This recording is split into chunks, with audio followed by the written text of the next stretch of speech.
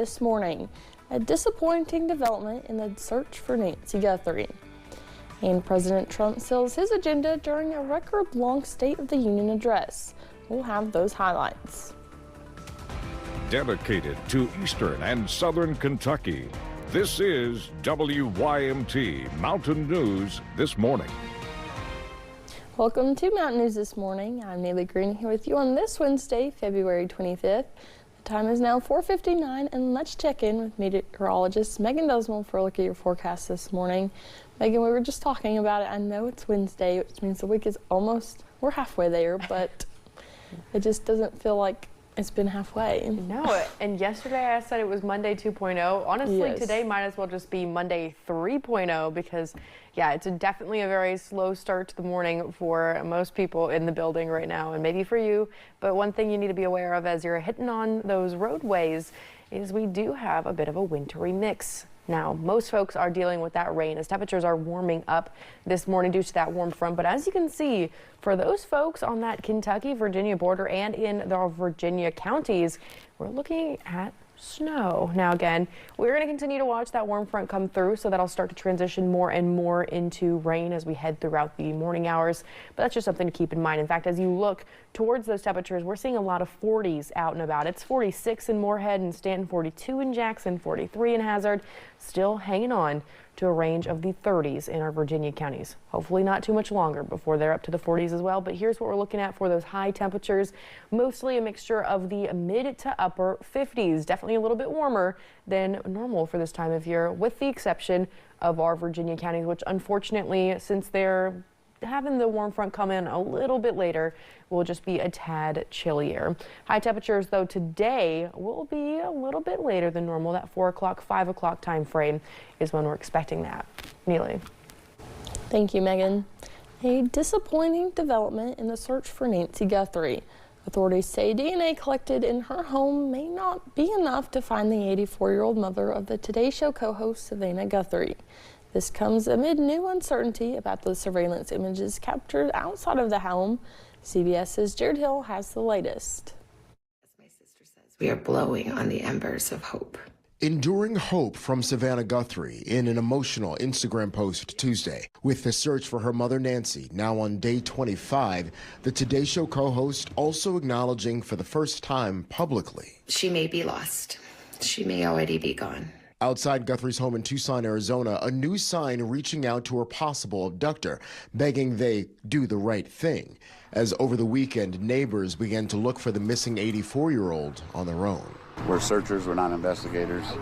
We're not trying to impede with Pima County Sheriff or anything that they're going on. We're just searching. Some investigative leads seem to have begun to run cold. Sources close to the investigation tell CBS News that DNA recovered at Guthrie's home may not yield a usable profile of the suspect, one calling it low level. The Sheriff's Department sent the DNA to a private lab in Florida instead of handing it over to the FBI. The lab still analyzing the usefulness of the samples, according to the Sheriff's Department. It's also unclear whether this image and doorbell cam video of the suspect was captured hours or days before she went missing. We need to know where she is. The Guthries are now offering a family reward, up to $1 million for information leading to the recovery of their mother. Someone out there knows something that can bring her home. Investigators say the key to solving the case may come down to a single tip. Jared Hill, CBS News. Savannah also announced the family donated $500,000 to the National Center for Missing and Exploited Children. President Trump's State of the Union address went for a record-breaking 1 hour and 48 minutes as he touched on his accomplishments and key domestic and international priorities. The speech comes as the president's poll numbers have dropped on his handling of the economy. The address also highlighted a stark political divide between Republicans and Democrats less than 9 months ahead of the midterm elections. In November, are you ready to throw the bums out? Is the president working to make life more affordable for you and your family? We all know the answer is no. President Trump is set to take his economic message to Texas later this week ahead of key primaries in the Lone Star State. During his remarks, Trump awarded the Purple Heart to the family of Sarah Beckenstorm, a 20-year-old West Virginia Army National Guard specialist. After a 4-month deployment, she voluntarily extended her service. The very next day, she was on parole near the White House when she was ambushed and shot in the head. Congressman and U.S. Senate candidate Andy Barr was also at the State of the Union address. He said he was listening for positive economic news. The American people they care very much about affordability. Wages are coming up and the cost of living is coming down. We've got to make sure we continue that progress, and I think the president's going to focus on that. We have more coverage of the State of the Union in the national news section of our website and news app.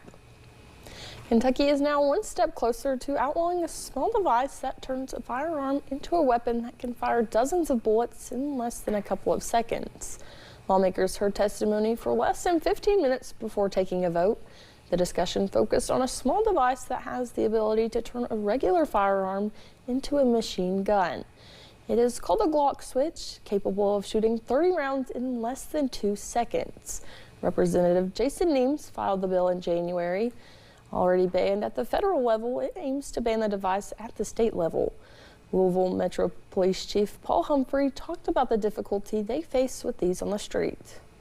We can't get solid numbers because it's not illegal, so we do not have the capability as state and local police to be able to seize these unless it's connected to a separate crime. Right now it is only a federal offense, which does not give us the ability as local law enforcement to be able to take them off the street. The bill overwhelmingly passed out of committee and now heads to the floor for a full vote. Well, thanks for getting your day started with us here on Mountain News this morning. Abortion continues to be debated in the legislature with a near total abortion ban in place in the Commonwealth. And a low pressure system has shifted south. I'll tell you how that'll affect your rain chances coming up next.